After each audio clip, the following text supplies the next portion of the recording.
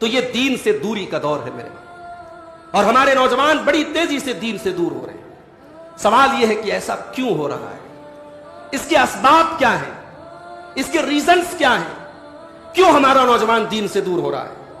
جب ہم اسباب پر غور کرتے ہیں میرے بھائیوں، تو جو سب سے پہلی چیز ہمیں نظر آتی ہے کہ ہمارا نوجوان اس لیے دین سے دور ہو رہا ہے کیونکہ اسلام کے دشمنوں نے ٹارگٹ کیا ہوا ہے ہمارے نوجوان۔